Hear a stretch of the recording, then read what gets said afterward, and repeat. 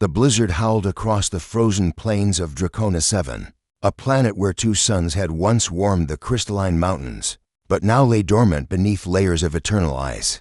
Mary, the Dragon Queen of the northern sector, stood at the edge of her damaged ship, her scales shimmering beneath the frost that clung to her massive form. She was magnificent even in distress, her wings torn from atmospheric re-entry, her biomechanical heart flickering with dying energy. Oreo stumbled through the snow, his thermal suit barely protecting him from the -80-degree winds. He was just a human boy, 17 standard years old, with calloused hands and a tool belt his father had given him before the mining accident on station. Kepler to 442, the boy had been scavenging near the crash site when he'd seen the massive vessel spiral down from the sky like a falling star. "Stay back, human child," Mary's voice rumbled, a sound that vibrated through Oreo's chest despite the screaming wind. Her voice carried the weight of centuries, transmitted through both sound and quantum frequencies that his neural implant could barely translate. "I am beyond your primitive assistance." Oreo approached cautiously, his scanner reading the catastrophic damage to her ship's fusion core. But it wasn't the ship that caught his attention, it was the Dragon Queen herself. A massive tear ran along her left wing membrane, and blue bioluminescent fluid leaked from the servo joints that connected her organic body to her cybernetic enhancements. "Your wing's hydraulic system is damaged," Oreo called out over the storm, squinting against the ice crystals that pelted his face. "And your primary power coupling is fractured. You'll freeze to death before your regeneration cycle can compensate." Mary turned her enormous head toward him, her eyes glowing like molten gold. In all her 300 years, across 17 star systems, no human had dared speak to her with such directness. Humans were servants, miners, maintenance workers, not engineers who diagnosed dragon tech with a single glance. "My late father taught me to fix things," Oreo said, already pulling tools from his belt. He worked on hybrid biomechanical systems on the mining stations. Dragon ships, mostly. He said the key was understanding that they're not just machines or just creatures, they're both. The Dragon Queen could have incinerated him with a single breath of plasma fire, despite her weakened state. Instead, she watched as this small human boy approached her wing, his hands steady despite the cold that would kill most humans within minutes. "Your father was wise," Mary said quietly, lowering her wing to give him access. "What was his name?" "Marcus Kepler," Oreo replied, his fingers already working on the damaged hydraulic valve. "He died when Sector 7's cooling system failed. He stayed behind to seal the breach so others could evacuate."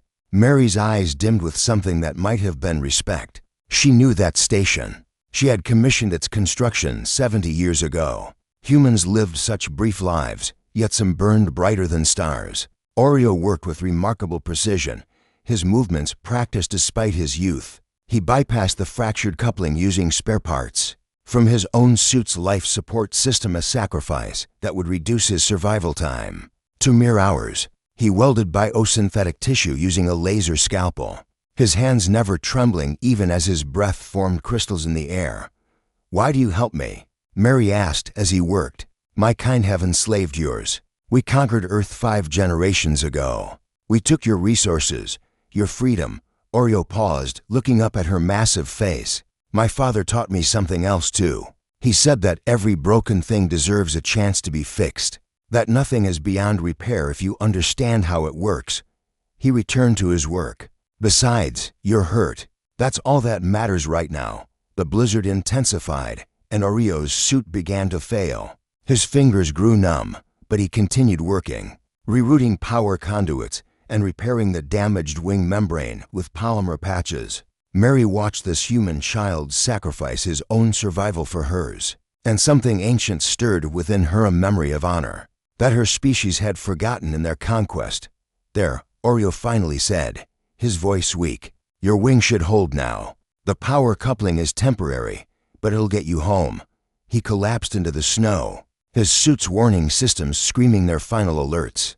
Mary moved with surprising grace for a creature so large, curling her massive body around the boy to shield him from the wind. She activated her emergency beacon, calling for her fleet, and used her own body heat to warm him. You saved a dragon queen, Mary said softly. When my ships arrive, you will be rewarded. Gold, territory, status, name your price. Orio's eyes fluttered open, his lips blue with cold. I don't want rewards. I just want to keep fixing things. It's what my father would have wanted. Mary looked at this remarkable human child and made a decision. That would change the course of galactic history. Then you shall. When we return to the capital, you will become my chief engineer. You will teach my people what your father taught you, that some things are worth fixing, worth preserving. She paused, her golden eyes intense. Perhaps even the relationship between our species. As her rescue ships descended through the blizzard, their lights cutting through the darkness, Mary realized that sometimes salvation came from the most unexpected sources.